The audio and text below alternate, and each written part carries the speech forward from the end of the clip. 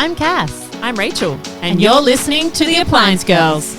But I think I'm really excited to, get women on the podcast. I mean, we love men too. If you had a superpower, any Oh, superpower, gosh. Not this one. any superpower, what would it be? If you don't believe in what you're selling or you don't believe in the business, you're not going to be able to sell it. I thought you were talking about something else. Good afternoon. Is it afternoon now? It is afternoon, yes. Great. It's past 12, so I guess it is afternoon. Yes. That's why we've got a drink in front of us I today. know. We normally do 10 a.m., but 1 o'clock is perfect. Yep, perfect. For an Aperol Spritz and a gin and tonic. Exactly. And we have... day somewhere anyway. Exactly, right? There's no shame in having cocktails before 12 o'clock, No, I'd say. not at all. Anytime. Now, today we have Mel on. Mel is the head of property management at First National Daystar, a long client of ours, and she does a lot of things on social media with her team, and it's great to have you on. Thank you for having me. So welcome. So let's start from the beginning, I guess. Yeah. I know that you've been at Daystar for an incredible long time. Almost 19 years. Almost Wow. 19 years, which is crazy. So congratulations. Thank you. But I guess let's start from the beginning and how you got into property management and at Daystar.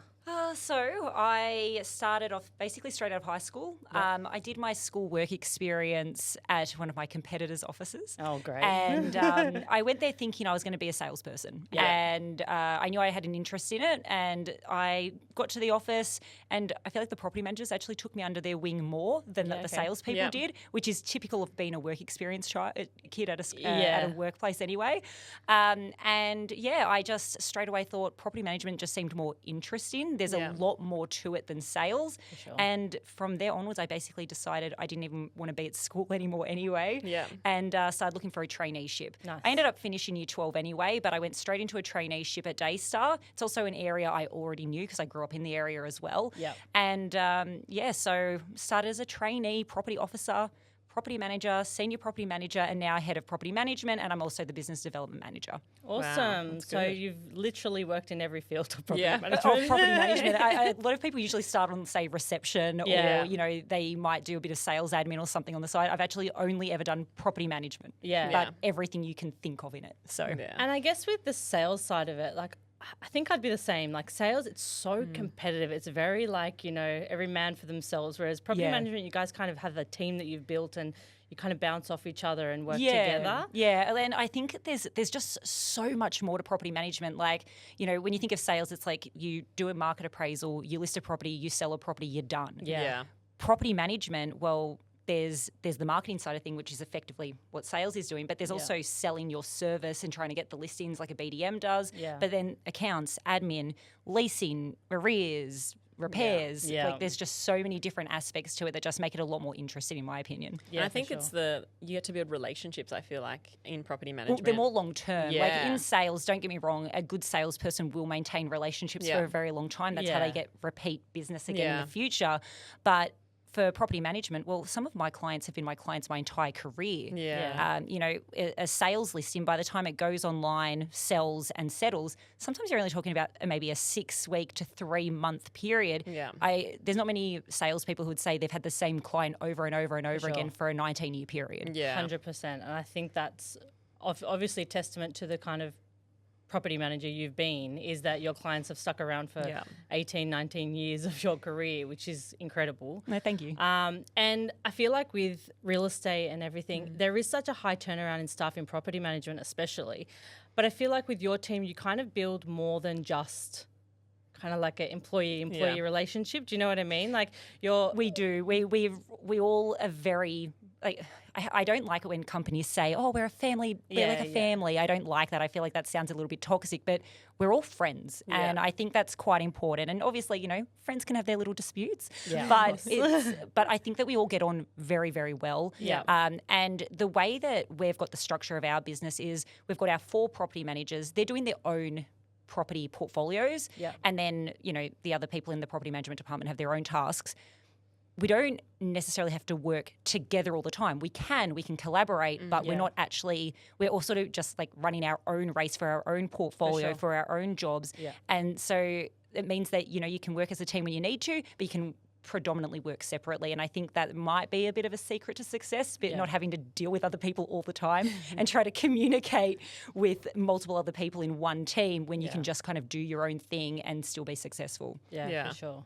And I think we've spoken about previously when we've come to see you, like I know a lot of real estates, they have their property managers and they manage like 1,000 properties per property manager. It's like, how does your team even manage that and balance that with all the tasks? Because like you said, it's maintenance, it's accounts, it's getting rentals, it's working with the tenants, working with the PMs. But I know for you, you like to have kind of a smaller knit for your team. Yeah. That's something that I'm very, very passionate about.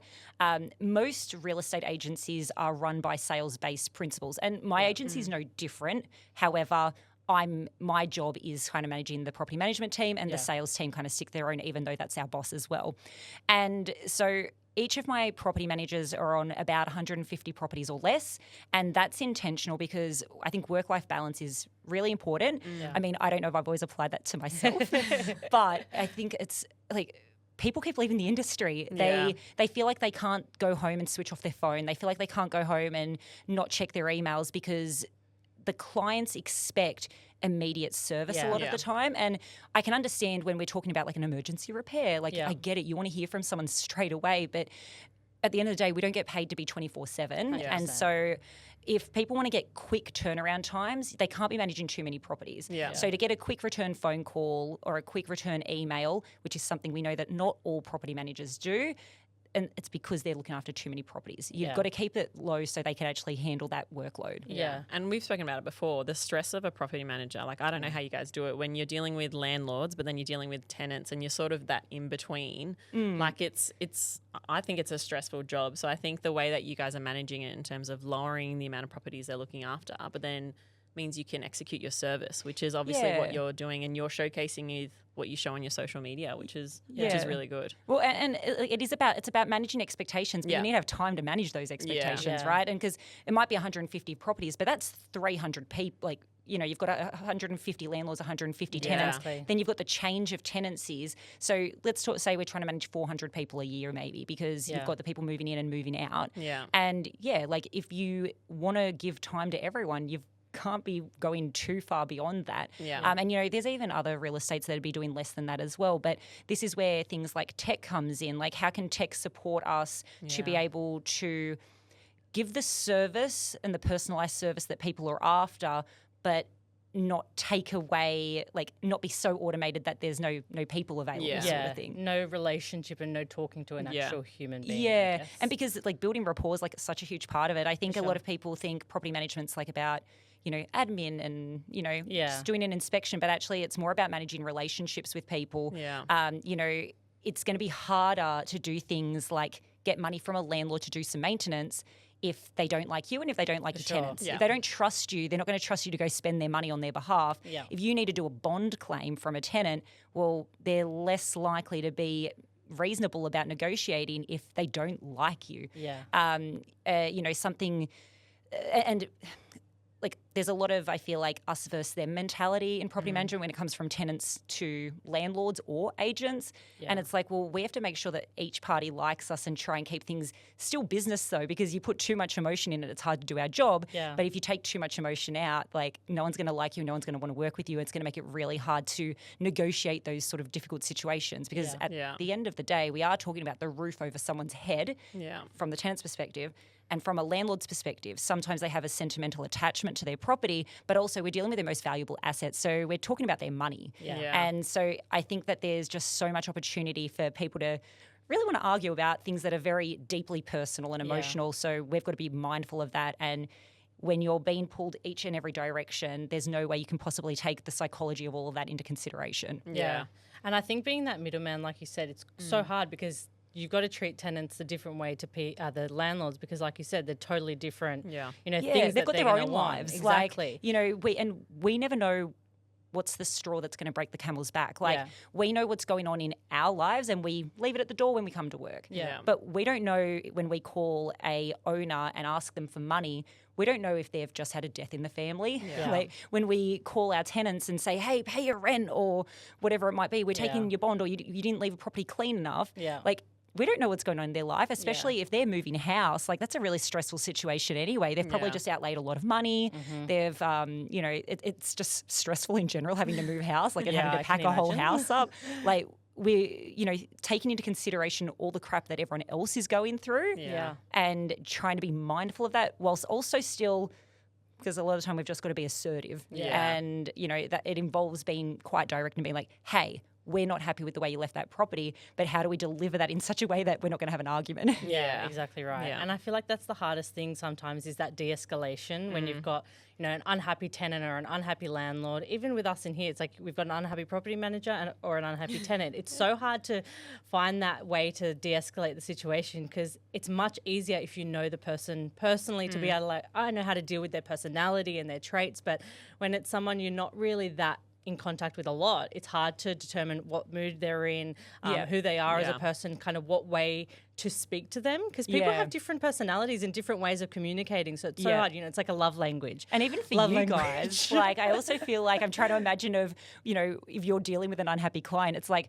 okay, well, that might be a property manager, but who's been yelling at the property manager for them to yell at you? Exactly. That's exactly right. And I think we've been discussing lately, working with our team and talking about having that empathy of having an understanding of what is the chain, gone on before that. What's gone on before that, and then having that understanding and learning how to deal with those situations, which would be the same for yourself as well. And it's all about managing, I guess, expectations and, and to another level, I guess, procedures and things like that. Like, where did someone have a mismatched expectation? Yeah. And is this something that can be rectified with a change of procedure? Yeah. Sure. And you can't always quite tell, and you've got to be like, well, how many times does this have to happen before you go, I need to change something in that procedure, or I need to understand more about the way I communicate with people. Like, I'm a direct communicator. I think you guys know that. Yeah. And I know that, like, I've always got to be mindful, like, Mel, remember that these are people. And just because I know that I just like, let's get this done. Let's just talk straight about it. But sometimes that's not the best way to speak to people. And we've got to think about how we affect others. Yeah. So, but then your direct communication has been good with us, because I know when we've met with you and you've brought up either your concerns or feedback, and that's been good for us, because then we wouldn't have known that if you weren't direct with us. So, there's the positives to that as well. So because I know that I can be a bit like that as well. But I mean, the thing is, like, we love working with you guys, and I know that I've obviously been using your service for such a long time, and like. We could go elsewhere, but we don't want to. We like the service that you guys provide. And I know that, like, for us, it's just a matter of like, okay, I can go find another tradie, but am I going to think that the grass is going to be greener? How about I just water it where it is? Because that I'm going to be sharing that. It's true. Like, people, you can't reflect and learn if you don't know what you're doing wrong. And that goes for any industry. 100%. Any service-based industry, any employee, any employer. Like, no one can ever fix something if it's not on the surface. And, the thing about delivering constructive criticism is that you've got to actually, you wouldn't deliver it if it was all negatives. You only would bother delivering it if you knew there were positives there, and you just want to go, these are the things that we've noticed, because there's no point starting an argument with someone you're not going to continue to work with. Exactly. And I know that that's how I've sort of, always, some people say I'm a Karen, but but I know that that's sort of how I've always worked. It's like, well, if I need to make sure I outline the positives if I'm going to be outlining any negatives too. And also on top of that, reflect on what could I be doing differently? Like, is this a me problem as well? I know that, we've got certain ways that we might report repairs or whatever it might be, or what our expectations are. Like, do we need to change our expectations?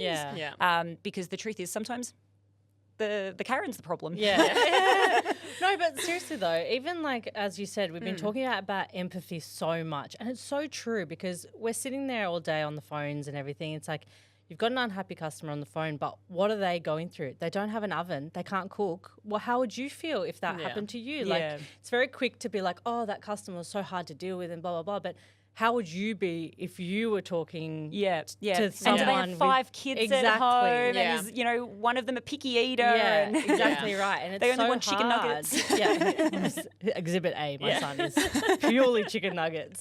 But it's true. Like, you just really need to think of their situation and what you would do in that exact situation. And you'd probably do the same thing. I think that's the same with property managers. You guys have to empathise so much with the tenant and the landlord. So you've got to just literally work work on the back of that and come up with solutions. And the other thing is, like, I guess, if we're talking specifically about repairs as well, like, a lot of landlords aren't going to think about what their tenants are experiencing. 100%. They're thinking about what they're experiencing.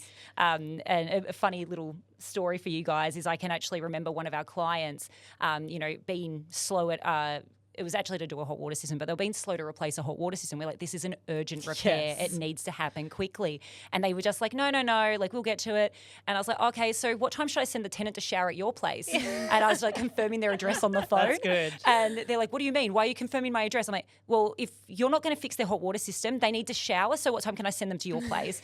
And, you got off the phone straight away, organised it himself regardless. Yeah. But they don't think about, a lot of the time, I don't think landlords and tenants think about each other as people. Yeah, for sure. And this is something that, I've seen at a few different conferences that I've gone to, and I think is a really important note is we've started making sure that we refer to tenants and landlords by their names. Yeah. Okay, yeah. Because if we just say the tenant, we can be really far removed from that. Yeah. And so it's better to humanise them, personalise them, so that we can think of them as people, because a lot of landlords do potentially think of tenants as assets. Yeah. And, and I think from the other perspective, like, tenants just think all landlords are these, rich, money-hungry people. And it's like, well, neither of those are reality. 100%. They're actually both people. So let's talk about them and to them like that they are what they are. Yeah. So I like that. Yeah, I think that's so important. We try to do that here. Like, when you're on the phone, as soon as you answer the phone, ask for the customer's name, because as soon as you personalize that, it's like the customer's going to already be off, like, on a good side, because you've got their name, you're repeating their name, you're actually calling them by their name, and you're not just kind of a robot in the background. I feel like, it personalizes it, makes people feel so much better when you actually refer to them by their name. Yeah, 100%. Now, your maintenance style is obviously you do a lot in terms of like games and stuff at your office. I've seen a lot on your LinkedIn and everything. Do you feel like your management style, especially because you've been in the industry for so long and you show your team that you have kind of gone through the ranks, do you think that helps you as a manager, so you can say, hey, I've been in your shoes, I know that kind of role, and they understand it more? Yeah, look, I think as well, even generationally, I think that when I was younger and I was a property manager, I feel like and you'll hear this from anyone who's slightly older, that we feel like we can handle more. We feel like we can handle a bigger workload. Yeah. And we wear that like as a badge of honour, but actually what were we all doing to our mental health? And so I think that that's me trying to understand that my team are all, 10 to 15 years younger than me and go, okay, people don't do this anymore. So I feel like I've had to adapt a little bit like that. And I'm also, I know I'm a little bit probably too positive for some people on a Monday morning and things like that. And so I just think, well, how can I like property management. I think it's fun. That's why I've been doing it for such a long time. So I'm just like, well, I can't be a 20-something. I'm not one. But what could be a way to make it a little bit fun? So in my in our meetings, I like to do a bit of property management trivia. And a lot of the time it is around repairs, because I actually think repairs is not everyone has the technical skill to understand maintenance, like being able to identify it, diagnose it. On top of that as well, when tenants are reporting repairs, there can be language barriers and they might not be able to communicate the issue.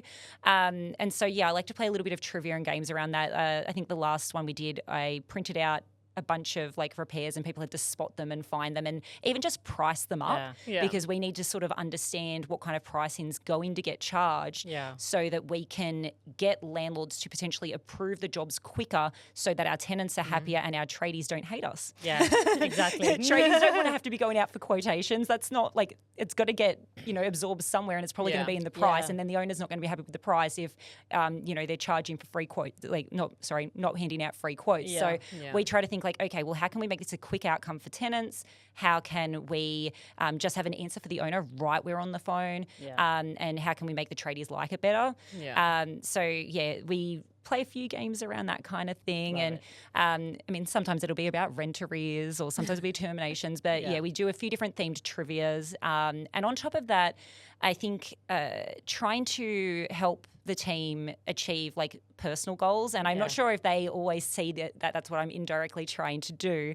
But it's really interesting being a property manager in Sydney, because Sydney is such an expensive place to live that realistically, a property manager's wage can't afford a house. Yeah. And landlords would like to deal with property managers who own property. Yeah. And it's like, well, if a landlord wants to deal with someone like that, but then but property managers can't afford it, well, how can I try to inspire them to reach those goals? Because they have the goals, they just know that's quite far out of reach. Yeah. And so in our team meetings, like I've done things like bring in mortgage brokers and buyer's agents because maybe they might need to buy in interstate or something like that if they want to get their foot in the market. And just even things like other complementary industries, like, we had you guys come out to our office to teach us more about maintenance. We've had insurance companies come out, and that's to not only help us be better at our job, but also help understand what our clients are going through and all the things that we can do there. But particularly with like the mortgage brokers and buyer's agents, like that's to try and help the team achieve their own goals. Because if the industry, there's a long story behind all of why the industry is not as well paying as it could be. And that comes down from the fees that we charge our landlords. But do landlords want to pay those high fees and things like that? So it goes down a whole line, and everything's got, it's snowball effect kind of thing.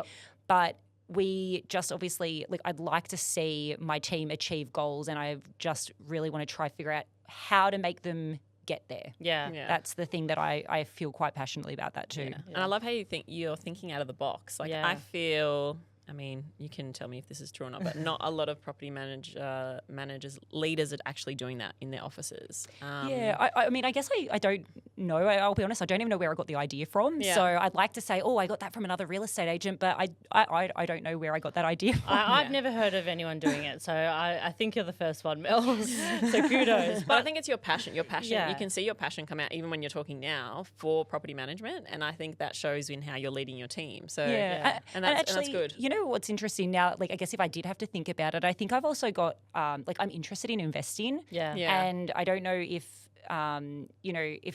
especially as I said, the 20-somethings, they have an idea, they have a plan to own a property. Who doesn't? But they don't always necessarily think about investing. Whereas I think that in the kind of real estate market we have in Sydney, where 1.5 is basically the minimum you need. How do you actually get to home ownership? Well, you've probably got to invest in something else first to get the house that you want to live in, because getting the house you want to live in right from the get-go probably isn't likely in Sydney. And I think people starting out in property management, the majority of the time are quite young, fresh out of school, that 18, 19-year-olds starting as assistants or whatever they are. And I think that generation, they have the idea in their head straight away, I'm never going to be able to afford a house. It's Which not could be gonna a happen. really depressing way to think 100%. if you're going to work every day and managing other people's houses. Exactly. And just to have someone to kind of give that motivation to say, no, hey, here's some tools where we can share with you. Because like you said, it might be another state they might invest in. No one would really think of, we could go buy a house in Queensland or South Australia or whatever it is, and use it as a stepping stone. But to give them those tools and to work with them and be proactive about the maintenance stuff, I feel like that kind of motivates your team more and makes them want to do it and not just come to work, it's my job, I'll just come to work for the sake of it. They're actually going to enjoy it and they're actually going to want to be there. And I think as well, you said, they are typically young in our industry. They're typically young women. And, I've seen enough people in my agency over the years find a partner, fall pregnant. They never come back full time. It's pretty rare. And that's a whole society problem. But anyway, don't get me started on that. But, I know that for myself, I'm not a mother, but if I was a mum, I'd want to be coming back full time, but society doesn't really allow for that. And property management's also not really a job you can necessarily do part-time, especially not on the portfolios that some agents expect you to work on.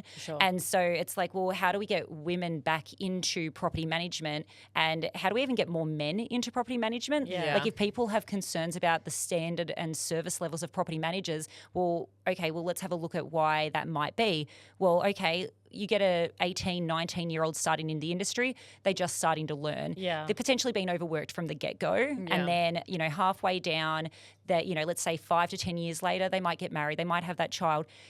They might not ever come back. And so then the client gets a new property manager. Then that person might go full pregnant. Then they get a new property manager. And then the next one, and then it keeps going. And if no one stays long enough to try and correct the issue of being maybe overworked or not getting paid enough to want to stay when their partner might be getting a lot more money in a different industry, well, you're never going to get property managers that stick around for a long time. Yeah. And so something that I feel quite passionate about is, well, how do we break that cycle? And, you know, the only place I've sort of started right now for myself is, okay, well, I know that we need to cap workloads because if we want people to come back to the industry, they've got to enjoy what they do. Yep, for sure. They've got to be and they've got to be able to maybe run out to go after their kids at 5 o'clock or whatever it might be. But then also, how do we get them on a wage that is worth coming back to work for? Yeah.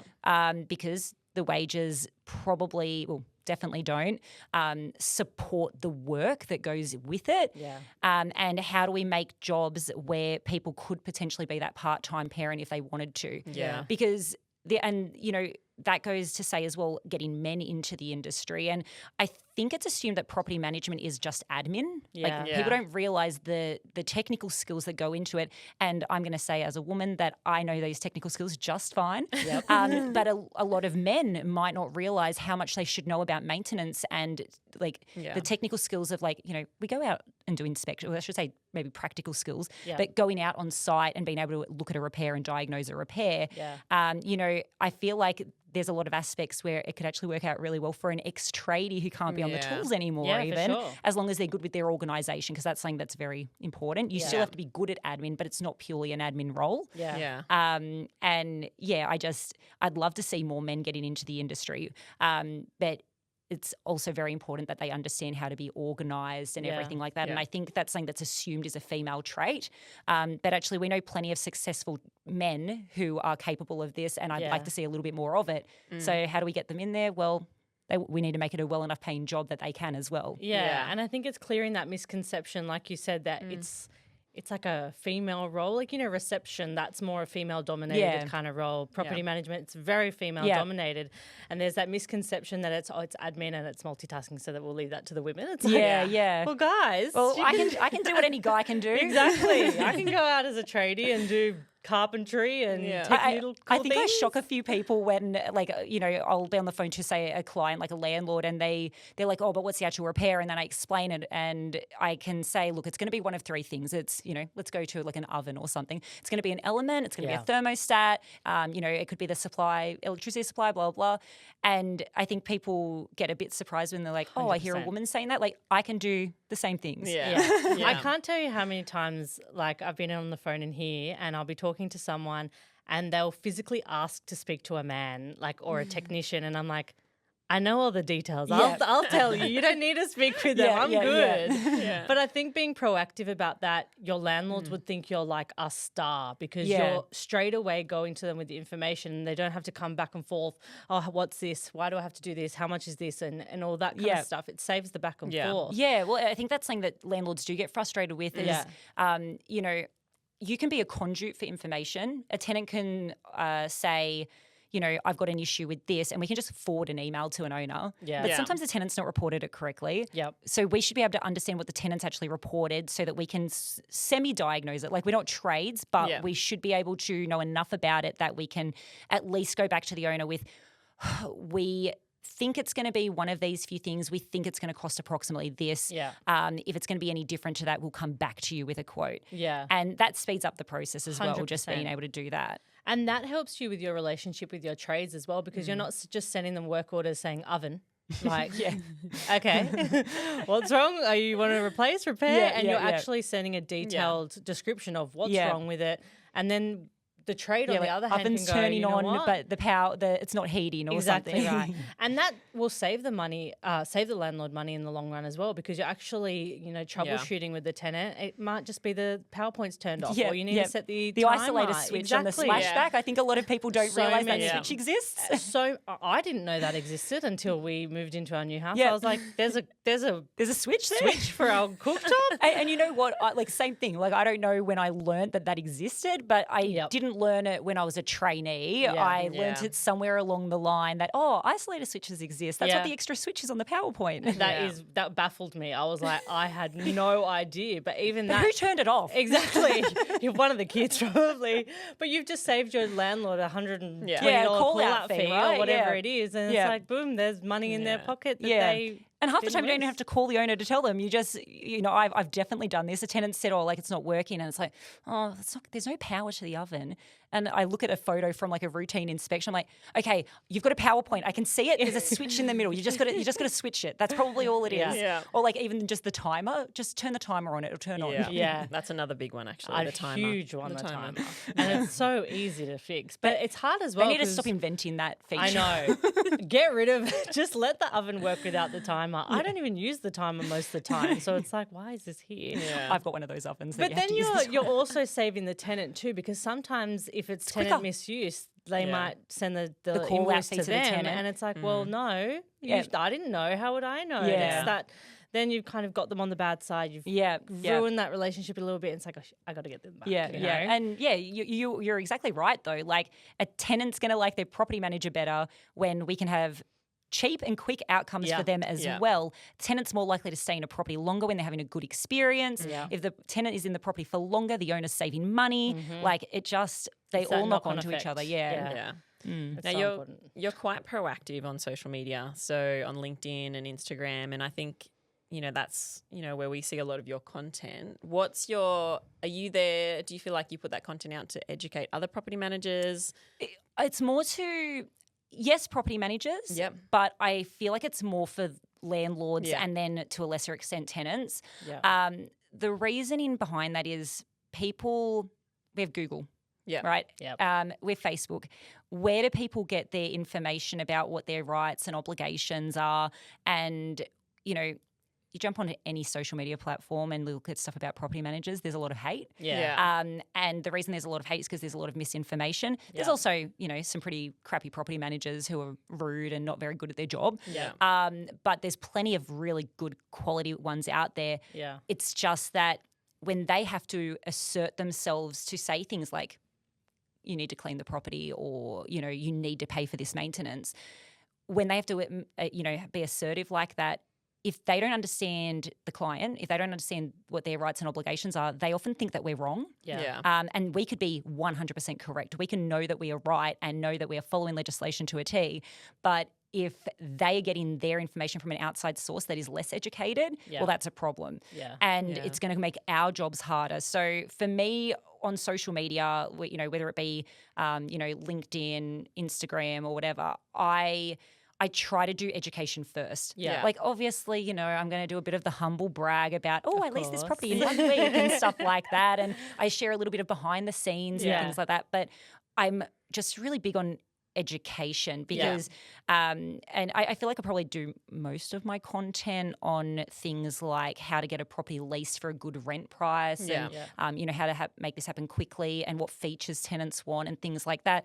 But, a common complaint from a landlord might be like, I didn't get the rent I want, or, why is it taking so long to lease my property? Meanwhile, you jump online, you look at the advertisement, they don't have professional photography. Yeah. They don't have aircon, which every tenant wants right now, and the property's $50 over market value. Mm-hmm. And, they take a lot of their, I say from outside sources like social media or Google, but, it's even at the barbecue on a Saturday where, Uncle John's saying, my property down the road got this much money, but they're comparing apples with oranges and that's just not appropriate. And so that's probably where I try to put a lot of my education. But also, we are in a housing market at the moment where it's really tough for tenants. Yeah. And it's like, well, a lot of tenants, they feel like they're not getting approved for properties and they wonder, why am I not getting approved?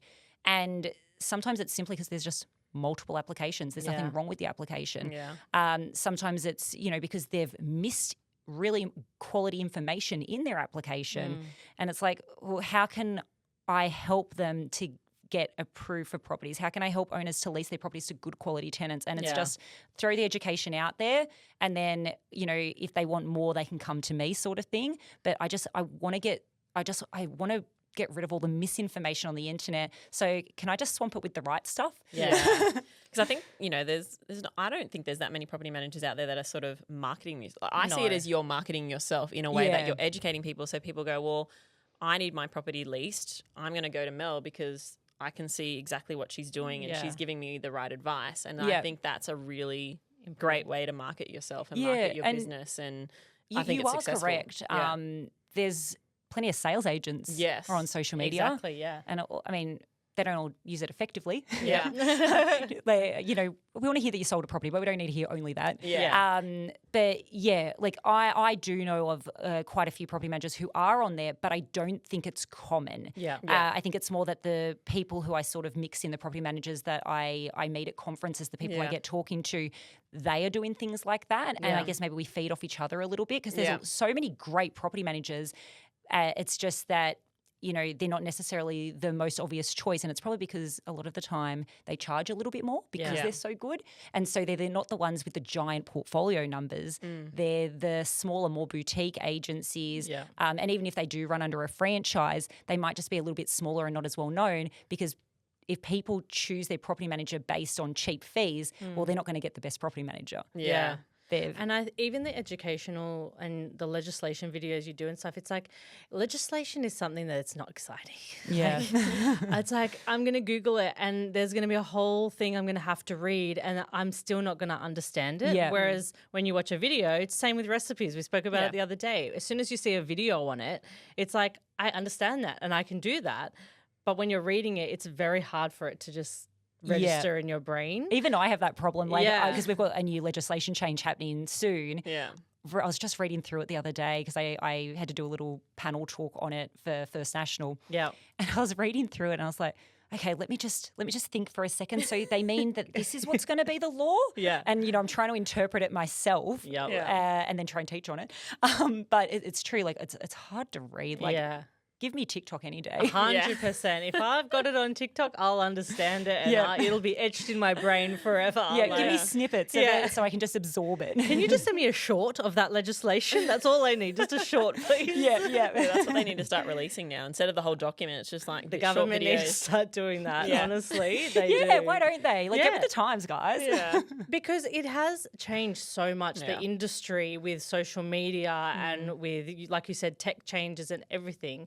Over the 18 years of your career, like what are the biggest changes that you've seen that are that have benefited? I mean, I feel like the upcoming one is probably the most prominent.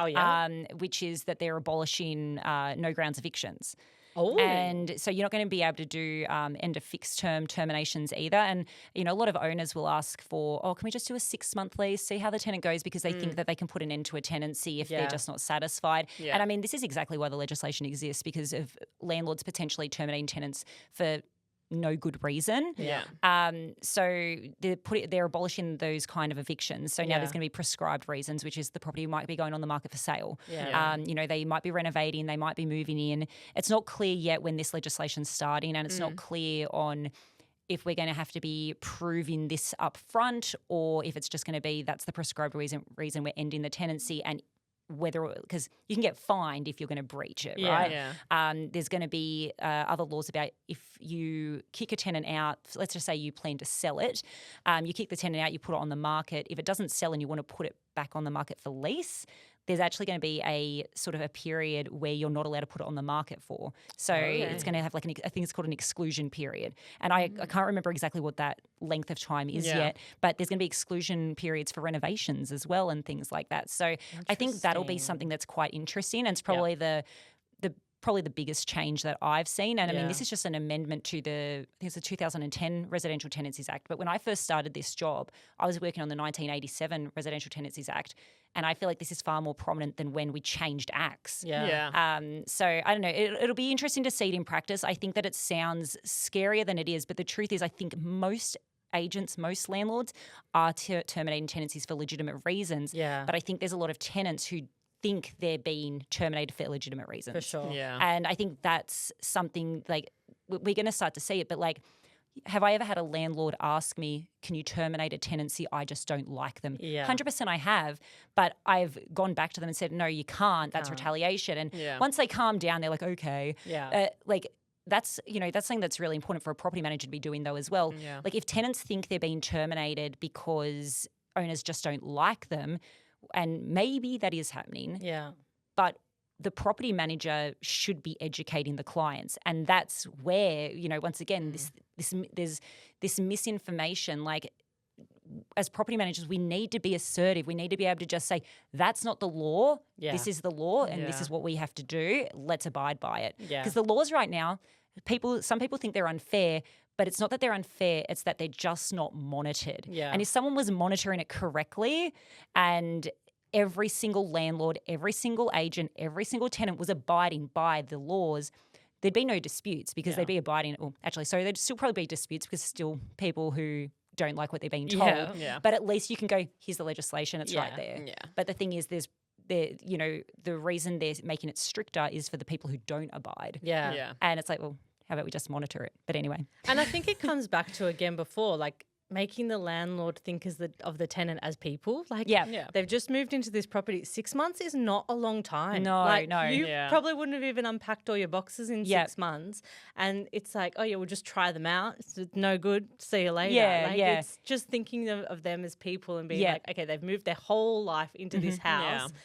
And 6 months later, I'm going to say, sorry, see you later. Yeah. It's like, it's a big thing to big stress. Yeah. And what's interesting is you've actually sort of alluded to another kind of topic on that is, well, why are people signing to say a 6 month lease? 6 months, not a long Sometimes time. it's because they want to increase the rent in 6 months. Well, Yeah. that law's about to come in where you can't. Yeah. But sometimes it's because they have other plans for the property. Yeah. Because you do get a lot of people at the moment in the current climate who they want to try smash out a little bit of their mortgage before they move in. Yeah. And so it's like, okay, well, saying that you're going to move into a property within a certain period, well, that's not necessarily actually a material fact in the current legislation. Yeah. But things that are material fact is whether there's an intention to sell the property and whether you plan to develop that property. So those things should be getting disclosed already. Yeah. The question is, are they? Before, And if they're not being disclosed, tenants think they're getting kicked out for no reason. It's not that you're getting kicked out for no reason. You're being kicked out for a legitimate reason. Yeah. You just didn't know about it when your tenancy commenced. And so agents and landlords should be disclosing this kind of information Yeah. up front so the tenants know exactly what's going to happen. They know that it's not going to go beyond that 6 months. Yeah. It's the transparency of it and the communication. It's like, hey, tenant, yes, you can have this house. However, they're going to knock it down in 12 months. Yeah. Are you still good to take it? And the truth of the matter is they probably wouldn't be. Yeah. And that's where the problem lies. Yeah. Like there's plenty of tenants out there who might be happy with a 6 month lease, but Yep. more often than not, people want security. That's why this legislation's coming in, because people want security. Yeah. And I They deserve guess it. with the legislations and everything and tech changes, like back when you started to now, the technology side of it, like there's so much stuff, like you said, with AI and, people Love are going AI. overseas and everything. Yeah, we love it. We use it all the time. But how do you think that's changed your style of managing your team or kind of influencing them on what to... When I first started, it was a simpler time. I know, yeah.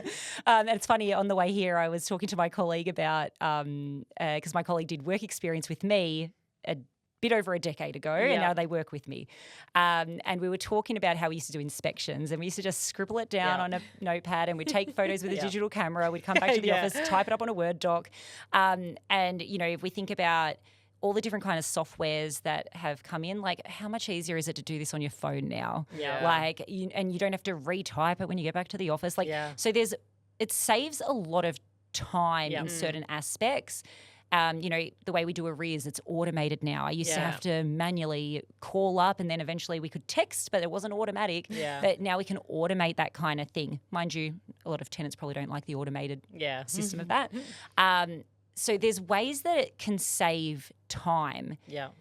But if it takes away from service and if the expectations are higher, it's still a very time-consuming job. Yeah. And so that's the thing. It's like, well, if the expectations are getting higher, the legislation's getting harder, we need to use tech to adapt so that we can still actually give service. Yeah. Because otherwise it's going to be less properties per person and the fees won't be high enough to support paying that property manager because you're going to need more property managers. Yeah. So I think it's really important to use tech to support staff so they can do both a good job, be fast and still provide quality service, but they can still have their work-life balance and get paid an appropriate wage. Yeah, for sure. And it's adapting with that tech. Like it's so hard with some, people that are just kind of stuck in that paper, the paper days where it's like just write the work order on the paper and send it through. It's like, but you really got to still adapt. get people who do that? Hey, we not recently it's probably stopped, but we were even having people still sending checks for payments, and it's like, I haven't seen a check in 15 years. Yeah. Like, how are we still doing checks? So even that's showing your landlords and tenants, I guess, that you guys are adapting with the times and keeping up to that, and it's making you more efficient as property managers. and there's positives to it. I think that change can be scary. Yeah. Oh, yeah. But I can remember, and okay, so when legislation changed, this was a few years ago. It's probably over 10 years ago now. But we had to start doing all bonds online. So we have to give tenants legally an opportunity to pay their bond directly to the rental bond board. Right. Now, I remember thinking, what a headache trying to get the tenants to pay directly to the bond board. I cannot imagine having that not be a standard procedure now. And I can imagine, occasionally we'll get a tenant who says, can we pay cash, or can we, pay with a money order or EFT or whatever it might be. And every time it happens, now I've got to, because the way we pay the bond board actually is by check. There's other ways, but the way we pay to the bond board. And so it's the only reason we even have checks in our office is to be able to pay the bond board. And so, but I think adapting to AI or tech or whatever, it can be scary, but actually once you get the swing of it, it's great. COVID did a lot of great things in that area. We were, I'm gonna say fortunate, but also unfortunate in the sense that so the day that COVID was declared a pandemic, we had a new staff member starting that day. Oh gosh. We had new legislation came in that day. We had we were changing software. And there was, I feel like there was a fourth thing there to just make it just worse. Yep. And so it was a really stressful week. But thank goodness, we were changing our software because before that we weren't even cloud-based. And the only reason we weren't cloud-based yet was because we were waiting on a specific upgrade to the software, their inspections. And so what would we have done during COVID if we weren't cloud-based? Yeah. I live in a different LGA to my office. I couldn't go to work. How would I have appraised properties? And the way I appraised properties was we filmed videos and sent them to me, and then I appraised it from a video. Routine inspections, some agents just completely stopped doing them.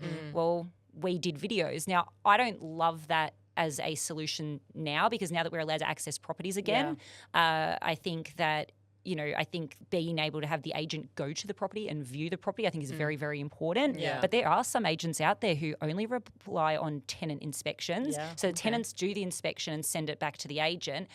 I think that's a great way for them to hide things that we don't want to see. So I don't like it. But I think it could be a time-saving thing to do it for maybe one inspection per year or something like that. And I think the biggest thing I took away from COVID is open houses. You're only allowed to have one person in. And I knew of agents who'd show one person through in a 5-minute period, next 5 minutes, one person, next 5 minutes, one person. So time-consuming. I know for us, we just started filming virtual tours, and every time someone inquired, we'd send them a video. Tenants could apply on that, and we gave them private viewing when they got approved. I love doing that to this day, and a lot of tenants like it as well. It's just that not all tenants are on board with it, and so it's trying to find that happy medium where you can cater to the more traditional aspects of, I guess, any industry, and how can we handle the more modern ones. And I'm still trying to figure out how to make that perfect for everybody. But what a time save. I can send, if I get 100 inquiries, I can get 100 people through on a video, and then just show the one successful tenant at a private inspection, and they get that personal touch. Because that's so good, because then how many times do, say, tenants come and have a look at a property and then they're not even interested after walking in the front door, but then they can just view it on a video and go, oh, well, I don't need to go view that one. It saves them time too. And that's the thing, you've got to find the tenants who like that style. Not every prospective tenant's going to like watching a video because they might not be able to see if they like it. But I just think it's great to think of ways that we can adapt to everyone to try and make everyone happy. Like for some people, it's hard to get to a property, whether it be because they're working. And, we all want tenants to be earning an income if they're applying for a property, or whether or not they might have a disability or, just time. Like if they've got kids at home, you don't want to get all your kids in the car and go down to a property. And quite frankly, I don't want to do an open house with all your kids running around. Yeah, exactly. So it's like, how do we help everyone?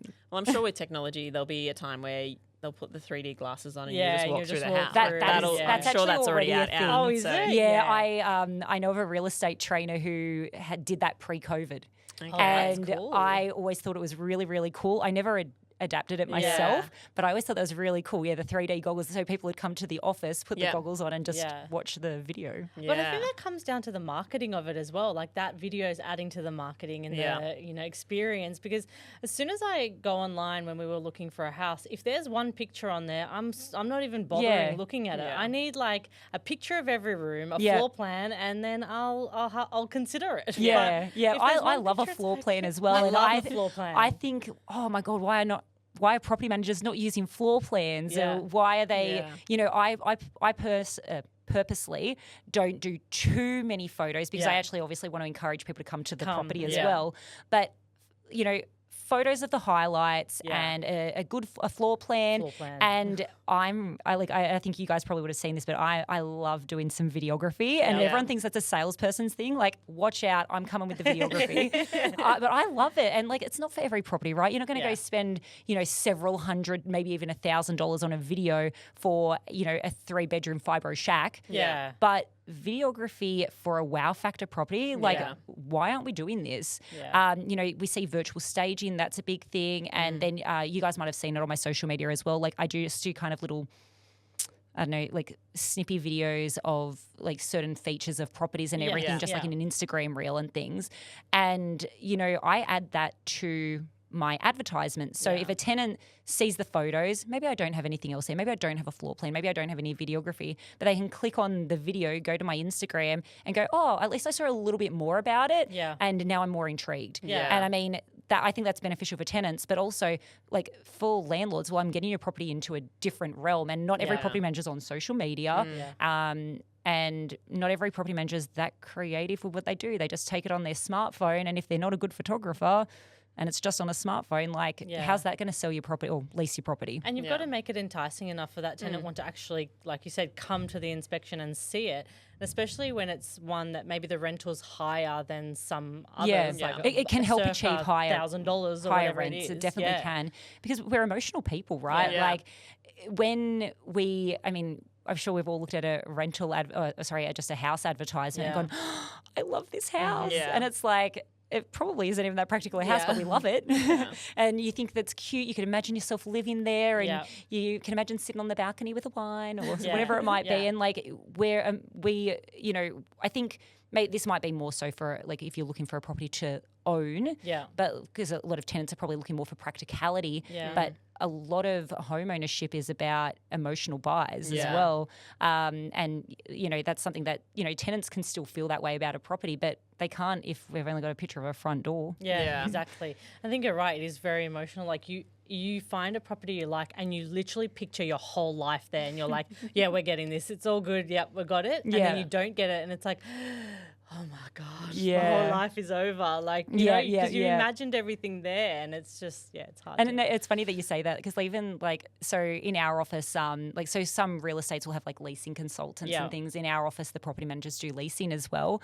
And I just think that's like such a fun part of the job when you actually get to call a tenant and say you're approved. And they're like, oh, really? Oh my God. Especially if there was like a lot of people and they just were thinking, oh, maybe I'm not going to be successful. But like sometimes it's really nice it's nice to make people happy. 100%. Yes.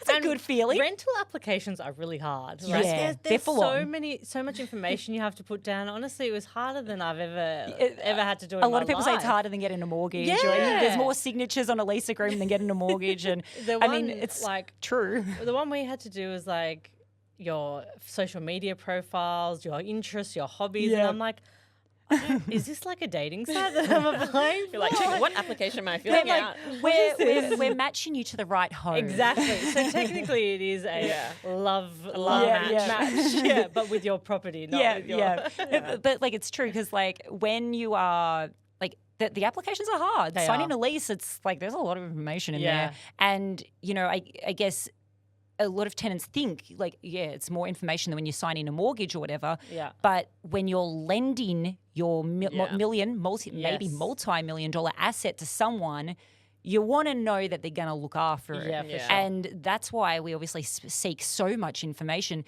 But being on the other end of it, it is a lot of information. Like not everyone feels comfortable to hand out their bank statements and all these things. It's like we don't want to pry, but we kind of gotta. We just need to see if you'll be able to pay.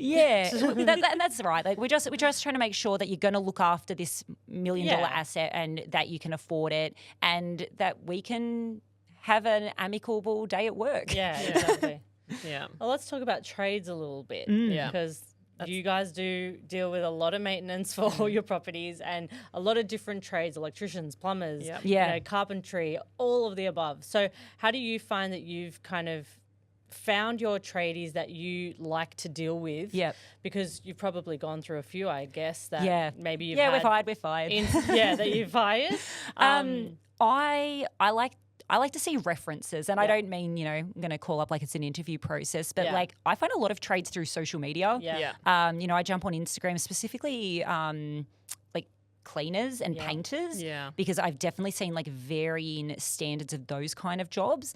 And so I like to see the photos on Instagram and things like that. But other than that, I'll jump on Facebook and I'll say in like a local area page like, hey, anyone got a recommendation for a local tradie? This is what we're after. And I'll also do that in like property manager pages because I don't like to just say jump on Google or, you know, because a lot of people come past and drop off their business cards and say, oh, I'm a local trade. I want to know that you're going to do a good job because if you do a bad job, then the client is going to yell at me. And they think it's all my fault. And I get why, because I organise the tradesperson. But I need to be able to make sure that the trades are good if I'm going to be booking them in. So I tend to look for some kind of a reference or a referral. Even sometimes we'll have landlords who want to do their own organise their own tradespeople, and we'll take that trade's name and number, we'll book it in with the tenant, and then when we find out that they've had a good result there, then we can go, oh, well, maybe we might use this person for some other properties.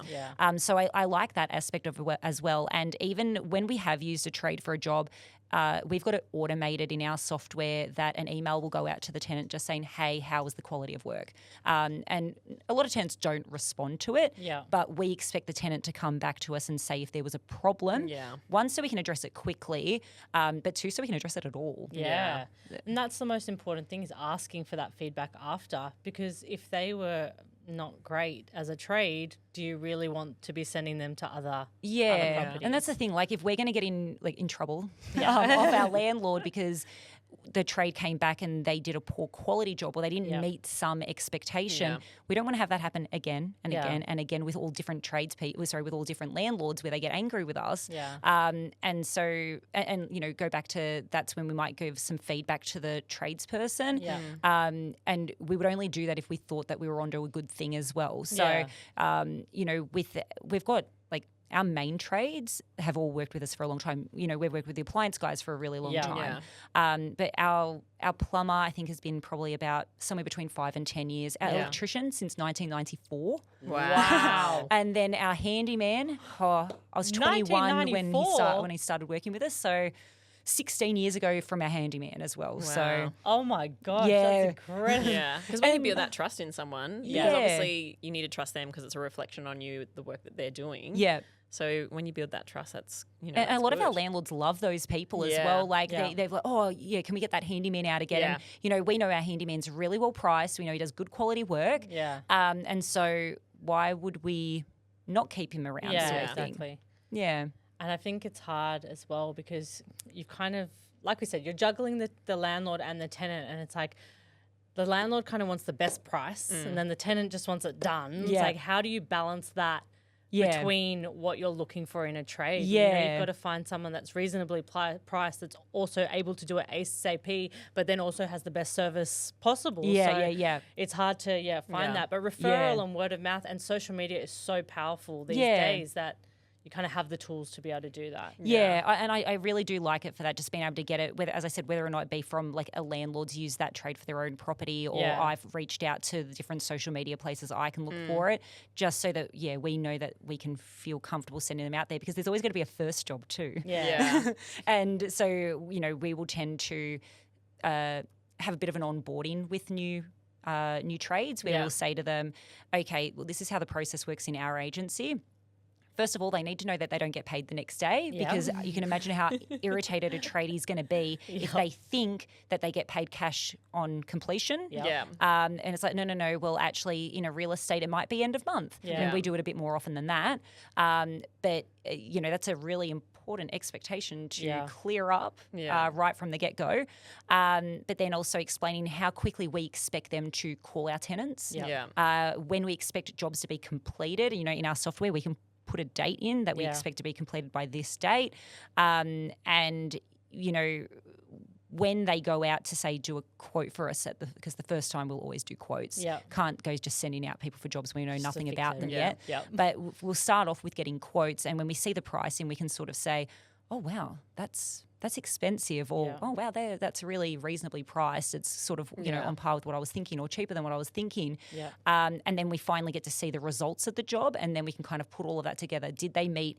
Were they reasonably fast, cheap, and quality? That's what we're looking for, a reasonable, happy balance of all of that, and also understanding what the goals of the client, like the landlord, is for their property as well. Because if you've got a brand new fancy property where the owner is potentially going to move in, they might value a higher priced quality tradesperson than someone who's like going to knock down for development in 6 months. For sure. And so you've kind of got to understand the expectations of the client when you are choosing trades as well, and having trades that understand that those different dynamics exist. And I think that's so important, like you said, for the trade to understand, because like you said, they might be moving in or they might be knocking it down. It's like if we need to replace an oven, for example, and they're moving in, they might want to spend that extra to get a better brand or whatever it is. But if they're just knocking it down, it's like, give me the cheapest brand so it'll last the tenant in the next couple months. And there's also, I guess, like managing the landlord's expectations, because when they've purchased an investment property, if they don't plan to ever live in it, if they didn't used to live in it, if it's going to be investment forever, they do place a different value on what they're willing to pay a trade for that property versus the one that they might live in, which I think is a very sad reality, if I'm honest, because I just think, is the saying, the poor man pays twice. Like, if you pay for a good quality trade the first time round and don't skimp, then you're going to get more longevity out of it. Whereas I think a lot of landlords are trying to go, I want to go cheapest. And then they wonder why they've got to replace it once the warranty's out. That's exactly Or do the same repair every 6 months. Get the same trades out over and over and over again. And I just think you've got to find that happy medium where you do get the quality and it's value for money. And it's that educational process that you guys kind of have to do to your landlords, because you're the ones directly speaking to them. So it's hard to get them over the line sometimes, but once you educate them, then they're like, oh, you actually saved me, thousands of dollars. Yeah, they won't see the big upfront cost. Yeah, exactly. Sorry, I should say they see the big upfront cost, but they don't seem to see how much money we actually save them. Exactly. It's like girl math, I've saved myself $1,000, but I've spent about $1,500. No, it works. Well, I think we've learnt a lot today. And I love having you on because, like you said, we've worked with you for so long. I think you were honestly one of our first customers that we had on board. How long has it been? When did you guys start? I think it was 2010, 2011. Yeah. I think I've left you guys a Google review. I'll have to go back and look how long ago that was. About 15 years ago. No, I think you guys were one of our first. I know that. And it's so good to have you on to hear your perspective because, like we said, when we get feedback from people, sometimes it's just like, yeah, you guys are good. It's like, okay. Yeah. That doesn't, So that doesn't how help can we you guys improve? grow either, right? Yeah. Like I know that you guys are really big on making sure that you're the best and doing a really good quality service. So Yeah. I think it's good that you guys like you want to reach out and ask for feedback because how do any of us ever adapt if we don't put ourselves in that position as well? Yeah. Yeah. And I think it's so important for this episode, I guess, for us to understand the property management side of it. And now we can go teach everyone else. Yeah. And we'll say this week's homework, everyone is to listen to Mel's podcast. Every property manager in New South Wales. Exactly. I think a lot of property managers have a lot to learn from you because, like you said, there are some property managers that they don't care and they just kind of whatever.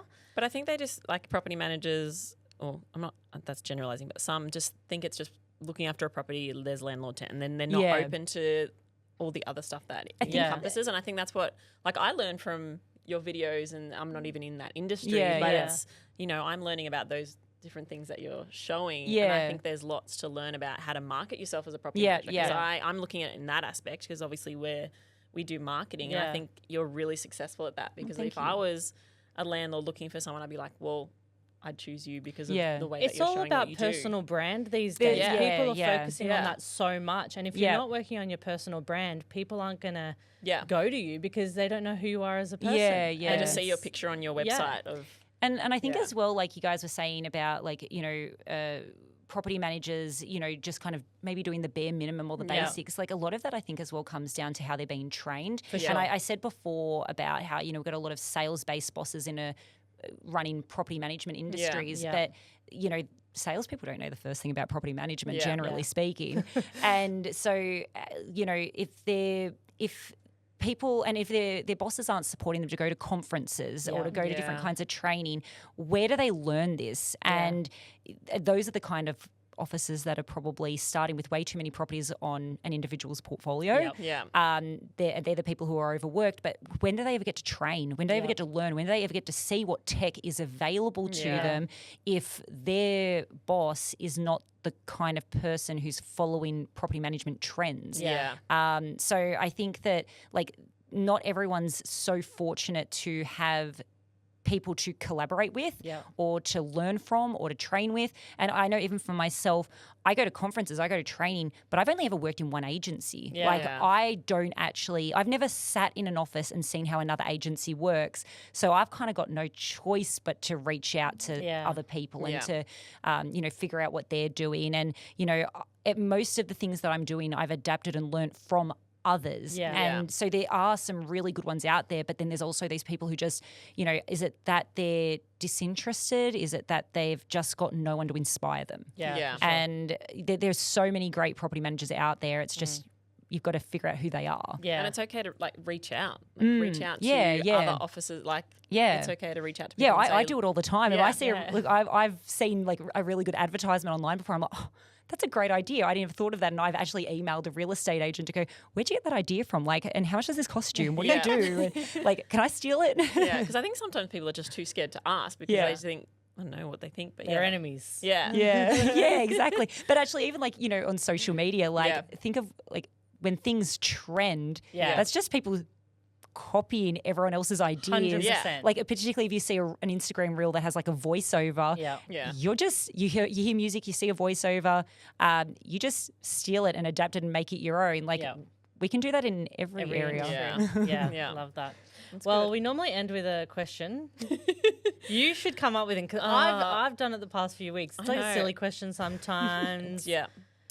Oh my goodness, now you've stumped me. Well, we could do something with drinks. Actually, what is your... Okay, because we haven't talked about anything but necessarily property management. What is your one thing that you like to do that gets you away from work and property management and is your downtime? Your me time. So what I like to do is a little bit harder to do because I just love planning long holidays. I'm renowned for not taking holiday often, but when I do it right. So like if I'm taking holiday, it's 6 weeks minimum pretty much. And I also just love the organisation of putting together a little like itinerary and being like, oh, this is what we're doing that day and this day and like putting all my little, I'm a pre-planner. because I just live by failing to plan is planning to fail. Yeah. And if I'm going to go on a holiday, I want to make it worth it. Yeah. So I tend to work way too much, but I take good holidays. Yeah, that's good. Good. It's like you're not taking a little bit here and there that's just a random trip. Yeah. It's like, Yeah. I'm putting effort into this. It's costing a lot of Yeah. money. Yeah. I'm going to make sure I do it right. Have you I got love one planning. planned? So I have got one planned for Christmas. I'm only going across the ditch over to New Zealand. Oh, nice. But it's a Zealand's awesome. trip. There's a boat trip I wanted to do the last time I went to New Zealand, which was like 5 years ago. Yep. And I just have been waiting to do it. And I just said to my husband, who's just started a new job, so we've been had to not been able to take holiday for a little while. But I was like, let's go do that boat trip. It's going to be way too expensive because it's Christmas time, but let's Yep. just go do it. Yeah, do do it. it. I like that. Christmas Just do is it. expensive. It's but an hey, expensive time of just holiday. do it. But you need someone to look after the dog, so we've got family doing that while we're away. So Yeah. Rach, what's your me time? I like a good, just like a weekend away because I Yeah. feel like sometimes we don't like